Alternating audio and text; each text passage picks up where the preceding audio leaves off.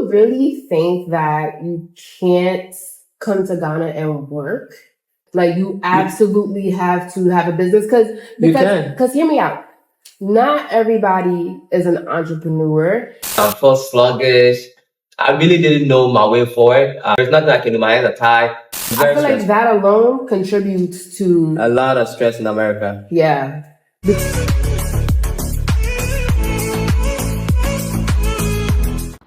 So it's currently 9:45. I finished my workout. I've been hydrating. I took my wellness shot. Feeling really good. It's time for breakfast, but Rush is not here yet, so I'm just setting everything up so that it'll be easy for me to get started once he's close by. That fucking was not ideal. Hey, handsome. Hey.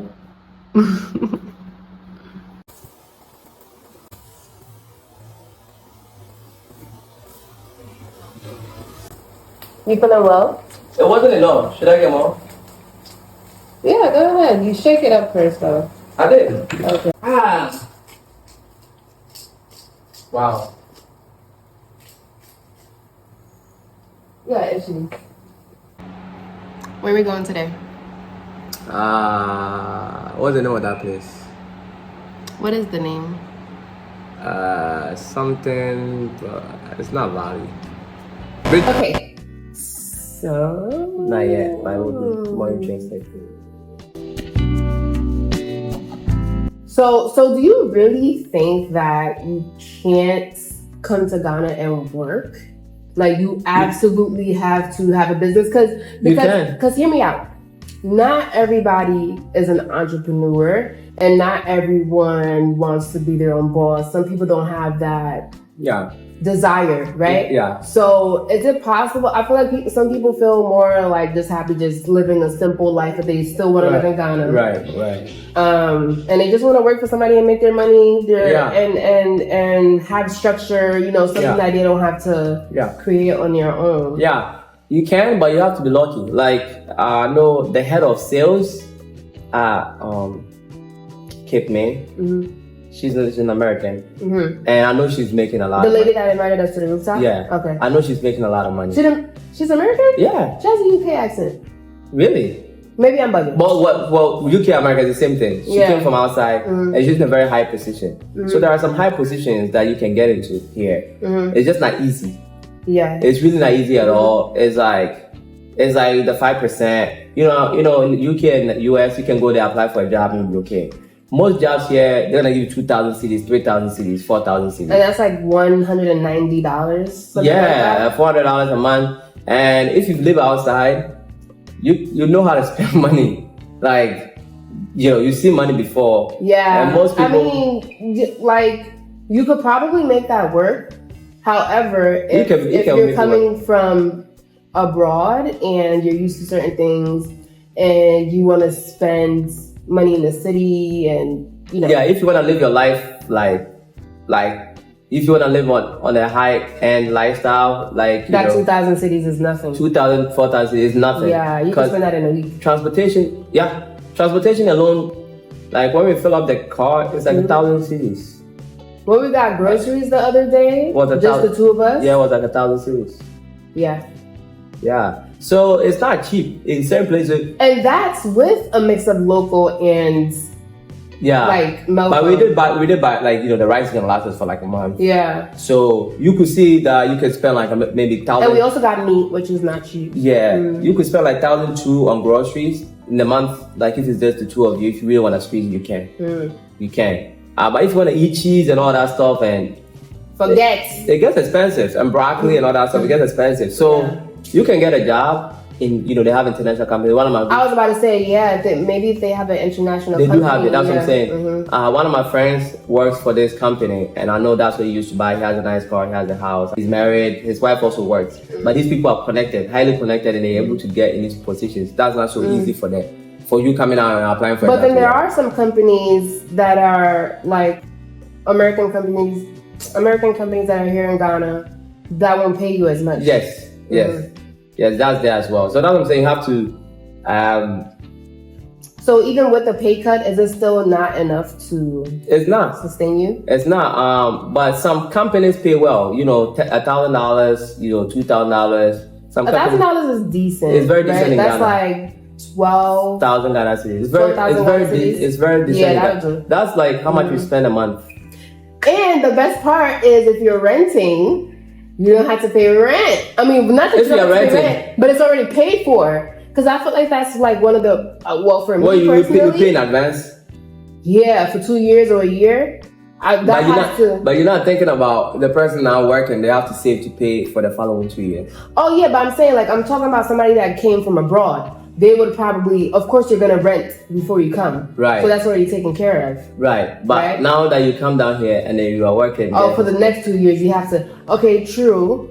So do you think it's more stressful to save for 2 years or to be paying every month? Ghanaians are magicians. I think paying every month is stressful because you always have it on your mind and all that. Mm-hmm. But then the 2 years advance, when it's about to be due, when you're about to go and make that payment, that big amount of payment, especially if you're not making a lot of money, it's not easy. Mm-hmm. Some people forget, and by the time you know the time is here, and you have to make it. I could never forget that. That's a huge but you have to chunk save of money that you have to save for a year or 2 years if you're not making a lot of money. But it's doable.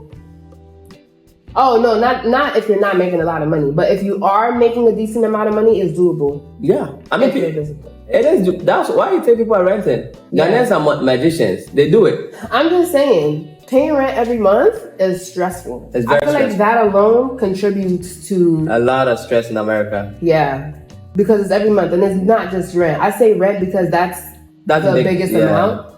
But then you have bills, and then you have to have a social life, or else you're gonna be even more miserable. And that comes with money. Because you're always in the house. Yeah. What are some of the opportunities that you see in life?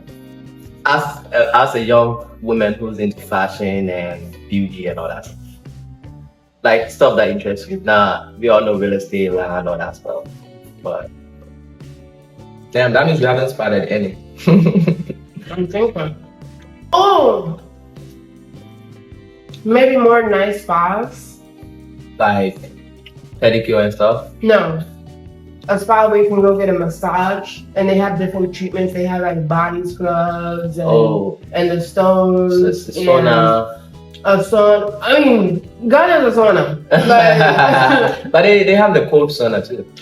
So maybe they need a cold. Oh yes, but wouldn't that be expensive? What you're saying is expensive. Okay. So you want something like Sojo Spa, right? We went to. Yeah, like a Sojo Spa. That's big money. But also.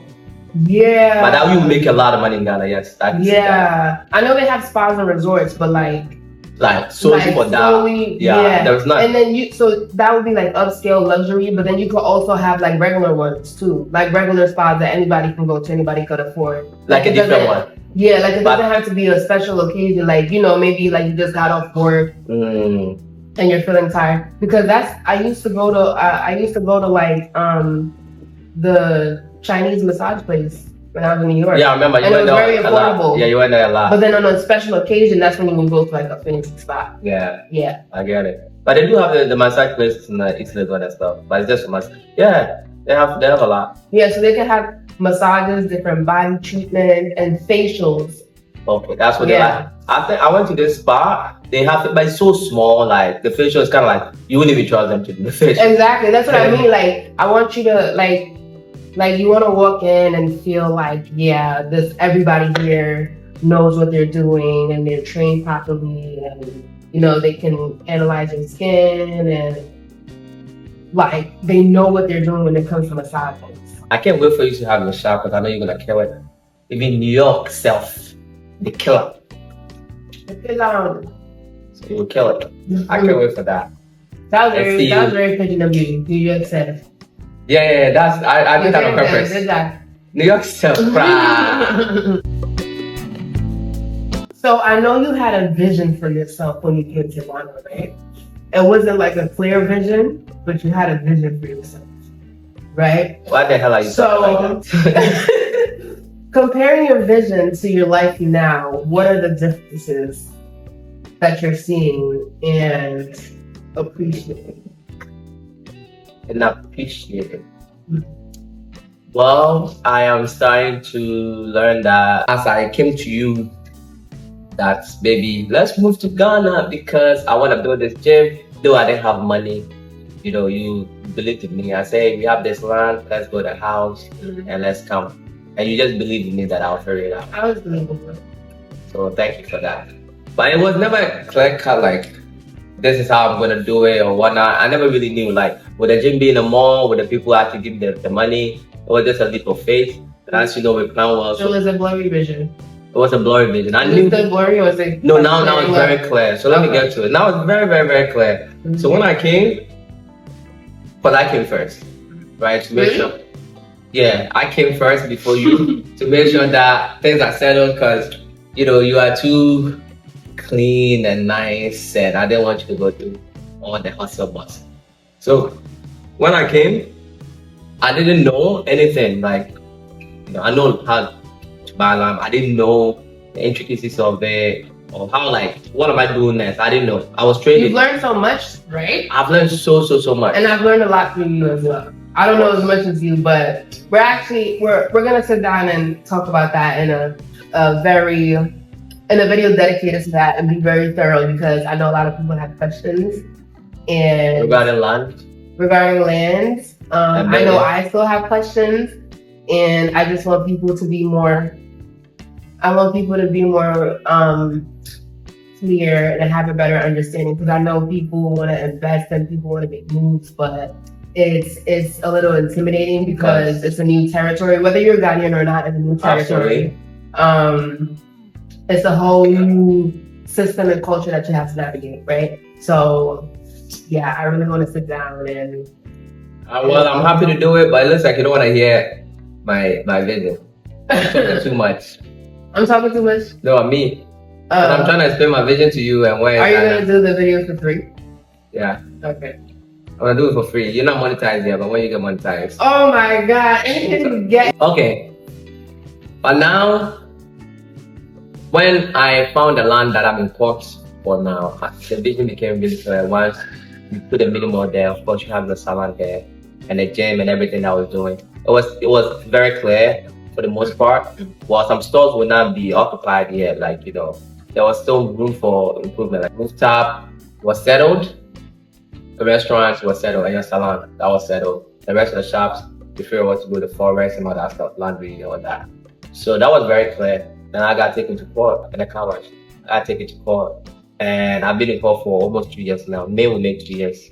I've been in Ghana for almost 3 years. May will be 3 years, and that really put me in a very tough spot. You are aware. So that brought me to going through this land situation. I learned a lot about land because I'm dealing with lawyers. I'm learning all the intricacies of land issues, blah blah blah. And I just became I wouldn't want to be cocky and say just as good as lawyers, but I know a lot. I know a lot. Like I talk to my lawyer all the time. I'm going through court documents to see where this and like so I know a lot. Like I'm really talking from experience of like professional law, So I've learned a lot, and through that. I refuse to sell land in Ghana because of land issues. But now that I know so much, I can actually do the proper. Now you can sell land confidently. Exactly. And I've been doing that. I'll be able to sell land to anyone who has lost their money. And even if you do, it's guaranteed back. Yeah, I'll give your money back. But it hasn't happened. Like, and I've sold on to so many people, right? So that was the challenge that happened to me down here. The challenge that I had to go through actually ended up being a blessing because I wasn't gonna sit down and learn about this. I learned through the painful experience, and now I'm actually benefiting from that. That was a blessing in disguise. Absolutely. That's why, I feel like as an entrepreneur, nothing is gonna come easy. You're always gonna go through rough patches. Even when things are going well, you're always gonna go through rough patches. So if you go through one rough patch and you're like, nah, that's it, I'm done, I'm packing my shit, I'm going back. You're never gonna make it. Yeah, because that's what it is. I mean, look at the BS that you have to go through with the store. You just got the store and customs. Customs without rid of the wigs. Yeah, so you can't let any little hiccup just slow you down or yeah. You gotta keep pushing through anything. There's always a solution. You're not even answering the question. I'm answering the question. What did I ask you? I do have a clear vision. No. I said compare your vision of what you thought life was going to be like for you. Okay, let me how it is now. Let me get here. And what you appreciate. No, you didn't ask me that. Yes, I did. Oh, it's literally recorded. You said that it was a blessing in the sky. So that's something that you appreciate, because that experience helped you gain more knowledge in land situations. And right? And real estate. Yeah. Port situations. Yeah. Okay, and real estate. Real estate building now. That's what I do now. Construction, designing. This challenge forced me to jump into other avenues. Right? So to answer your question, I never thought I would come down here and open we had that, but I didn't think it's gonna be as big as it's getting now. I thought the gym and the mini mall was gonna be the main thing I was gonna be doing in Ghana. But the way things are going, I think the construction and the solar installation and all the stuff that I'm doing to Arcadia is going to be much bigger, especially we're Arcadian city. I never thought about that. I never thought about me coming to Ghana and building a city on acres. I never thought about that. So so my life has gotten better. The money's not in yet, by the way, guys. So better than you thought it was going to be? Yeah, better than that. The money's not in yet, but I can see it and smell it. What was the real turning point for you? I know that he took me to court and you were dealing with that, very frustrating and annoying. Why are you laughing? What was the real turning point?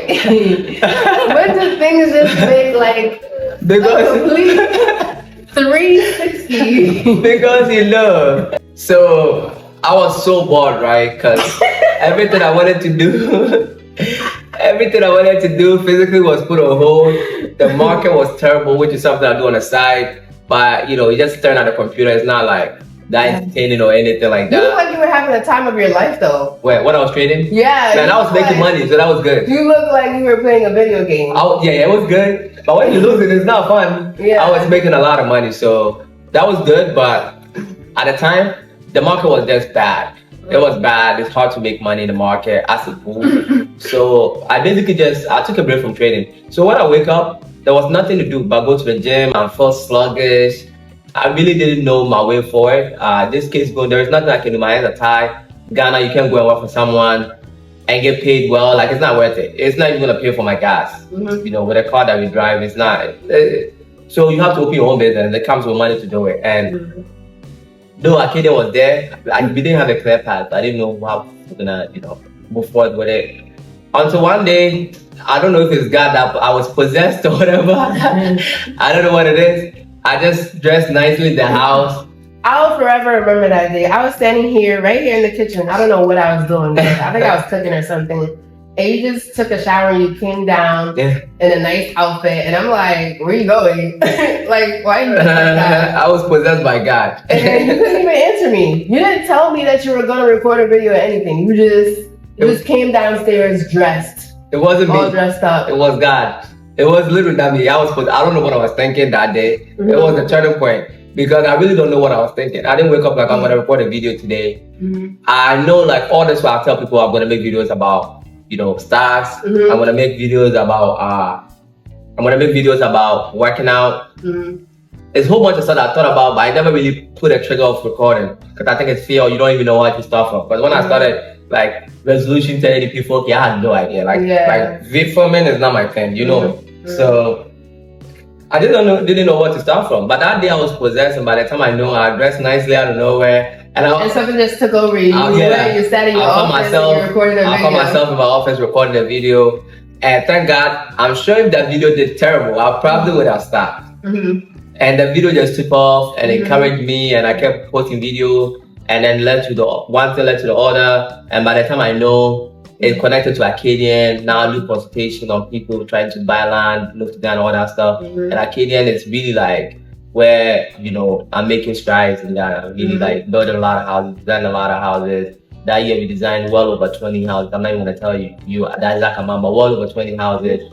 And we took over a couple of houses. And now we are moving on to 30 acres where we're gonna build more than 200 houses and sell a land more than like 65 plus, you know, and then we have more land now from farm.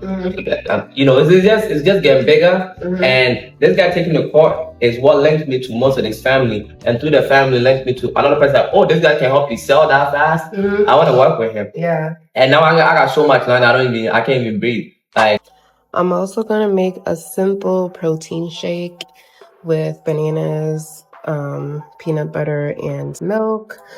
We got these bananas a few days ago and we could not find it. Like, we looked everywhere. We looked in the fridge, we looked in the cabinets. I'm like, where the hell did the bananas go? Guess where I found them? In the fridge, in the car. And Rush doesn't remember putting it there. I'm like, why would you put bananas in the fridge in the car? Before you make a protein shake or smoothie or whatever, please make sure your blender is not smelling like onions and peppers, okay? So what I like to do is after I wash my blender, I put water and vinegar, and I don't measure it. I just put, you know, enough, just whatever feels like enough. And then I just blend it. And that really helps to get rid of the smell, and it helps to smell like real neutral. And you can enjoy your smoothie and your shakes in peace.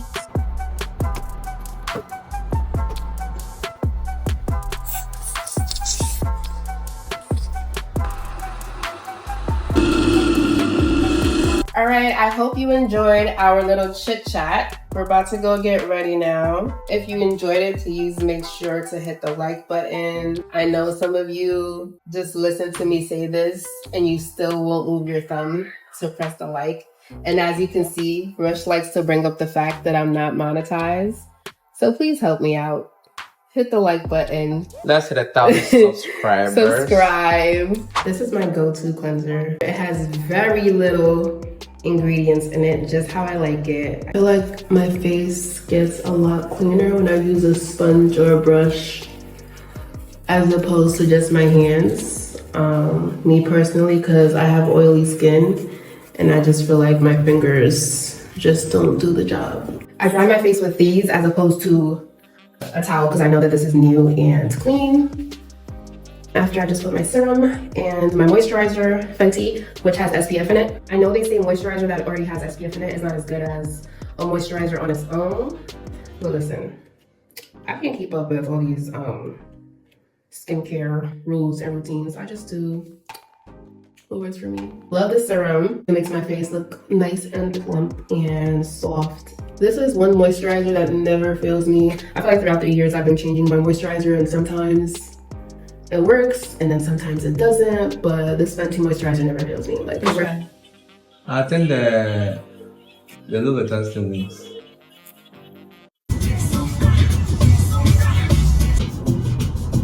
So this is a Kosombo. This is where a lot of the resorts are, and it's not too far from us. So it's really nice to be able to wake up and be like, let's go on a resort today. Whereas opposed to New York, you have to plan a whole vacation and save up and buy a whole bunch of outfits and all that extra stuff. You can just get up and go have a good time and come back. You don't even have to stay there.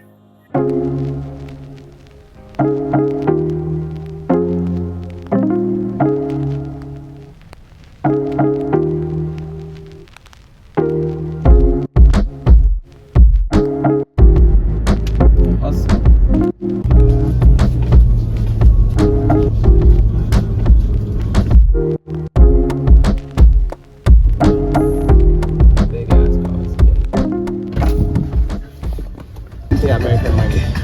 Like, look at this. Wow.